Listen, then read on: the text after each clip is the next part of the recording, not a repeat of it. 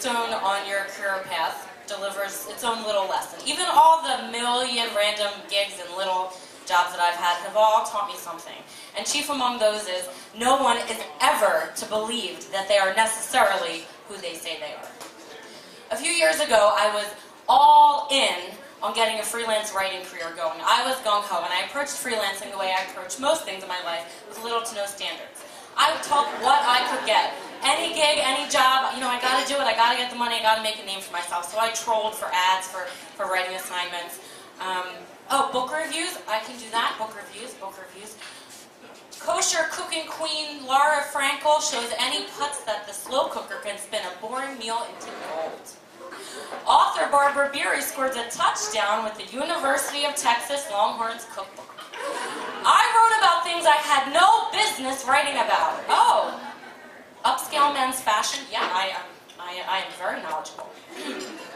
Harken back to the Kennedy era with an overcoat. Whether or not you have a car, driving gloves are a must-have. Start growing some elegantly kept facial hair if you haven't already got it. I was a sham. I was writing blogs about carpooling. I didn't even have my driver's license. But none of it bothered me until I came across Black Power magazine. It was an online magazine, and they wrote about urban issues and black issues, and I thought, you know, I could do that. Also, their logo was a fist rising like that. So at the time, I lived across the street from the Dance Theater of Harlem in New York, so I pitched a story about that, and they said, sure, go ahead and do it.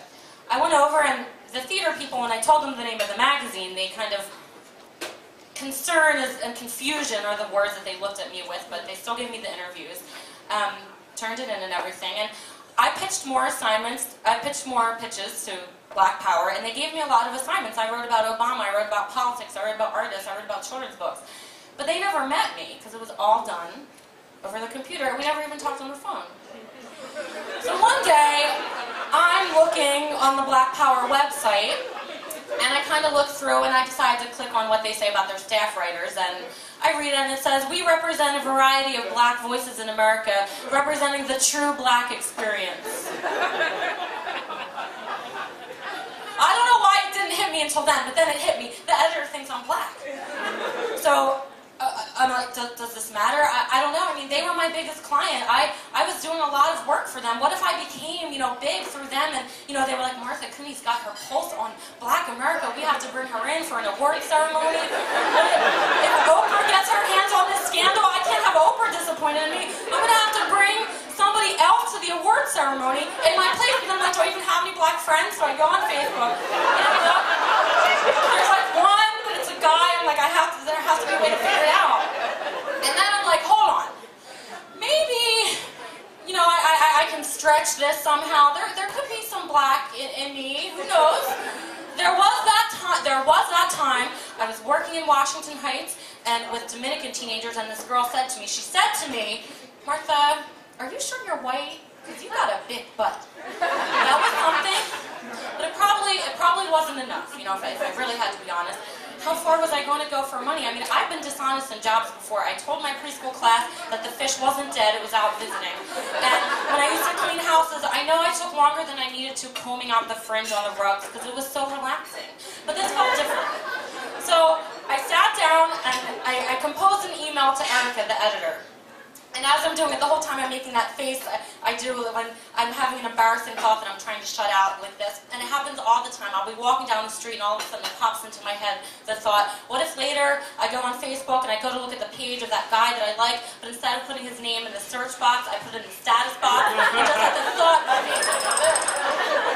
So the whole time I'm making that face as I type out the email, hey Erica, how you doing? The article on Obama is coming on Monday, and I don't know if you could tell from my super white name, but I'm actually not black, and I just thought you should know. Send. A harrowing 24 hours later comes the reply, and with my face like this, I can barely see the words, and I read it. Hey Martha, LOL, no I didn't know, but it's okay, we want all kinds of writers on our team. I actually have a black friend named Martha. But, thanks for checking in, you're funny.